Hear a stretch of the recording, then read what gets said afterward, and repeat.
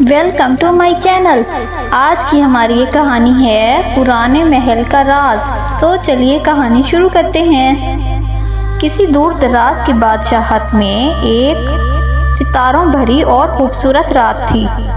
اس گاؤں کے چھوٹے بچے آگ کے گرد بیٹھے اس بزرگ کا انتظار کر رہے تھے جو انہیں حیرت انگیز اور دلچسپ کہانیاں سناتے تھے۔ بچے ان کی کہانیوں سے بہت لطف اندوز ہوتے تھے اور انہیں ہمیشہ سبق ملتا تھا۔ جب وہ بزرگ آئے تو انہوں نے کہا، بچوں، آج میں تمہیں ایک پرانے محل کا قصہ سناتا ہوں۔ یہ کہانی ایک بہادر لڑکے جس کا نام جیک تھا اس کی اور اس کے ایک دوست جس کا نام تھا لومڑی رینو، یعنی کہ یہ کہانی جیک اور رینو کی ہے۔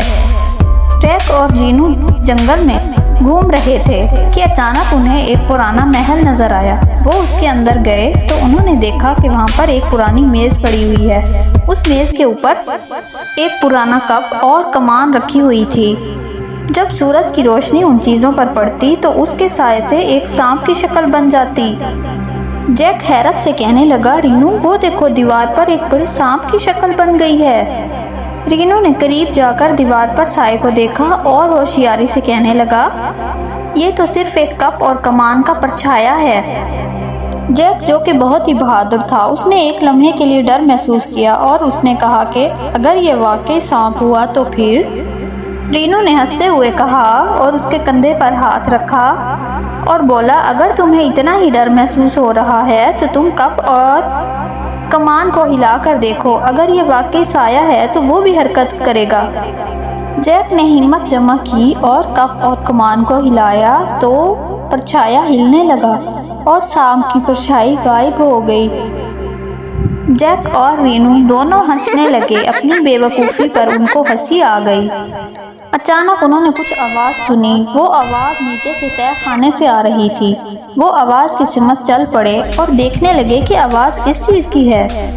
تہہ خانے میں انہوں نے ایک ہرن کے بچے کو دیکھا جو کہ ایک لکڑی میں پھنسا ہوا تھا۔ یقیناً وہ بھی اس پرچھائے کو دیکھ کر ڈر گیا تھا اور نیچے گر گیا تھا۔ ان دونوں نے اپنی پوری طاقت لگا کر اس ہرن کو آزاد کیا۔ ہرن نے ان کا بہت زیادہ شکریہ ادا کیا اور کہا کہ میں اپنے ڈر کی وجہ سے یہاں پر گر گیا۔ میں آپ دونوں کا بہت ہی احسان مند ہوں کہ آپ دونوں یہاں آئے اور مجھے بچا لیا، نہیں تو میں یہاں پڑا ہی مر جاتا۔